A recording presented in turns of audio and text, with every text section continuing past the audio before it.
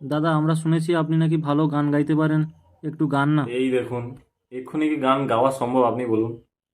এতজন বসে আছে আর আমি এমন কি গাই যে আমি গাইবো? না, না, আমি গাইতে পারবো না, প্লিজ। আচ্ছা হোক, আপনি একটু গিয়ে শোনান না, আমরা শুনতে চাই একটু।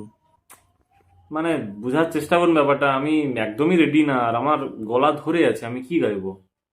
অন্য একদিন, অন্য একদিন অবশ্যই শোনাবো। না আসলে অনেকদিন চর্চা নেই তো, বুঝতেই পারছেন, গাইতে পারবো না। একটু গেয়ে শোনান, আমরা শুনিনি আপনার গান আগে কখনো। মানে আমার গলায় আপনি কোনোদিন গান শোনেননি, তাই তো? এই জন্যই এতবার গাইতে বলছেন, নইলে কি আর গাইতে বলতেন? না মানে আমি বলছি, হ্যাঁ, আপনাকে গিয়ে শোনাতে হবে। না, আজকের একটু বুঝুন, আমি আজকে গাইতে পারবো না। আমি কোনোদিনই গাইতে পারি না। না মানে হ্যাঁ, আজকের গাওয়া সম্ভব না। দেখ, আপনাকে গাইতে হবে না জানতো, তখন থেকে বলছি একটা গান আরে গাওয়ার জন্য। আপনারা রেগে যাচ্ছেন কেন? আমি গাইছি, গাইছি, গাইছি। বসুন, একটু বসুন, চলে যাবেন না।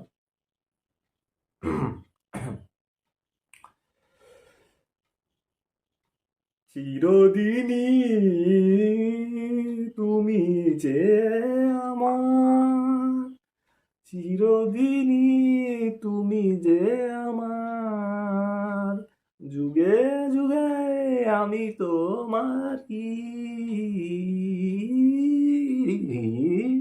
এ, একে বার কর, বার কর, বার কর, মেরে বার কর এখান থেকে। কে রেখেছে এখানে কে?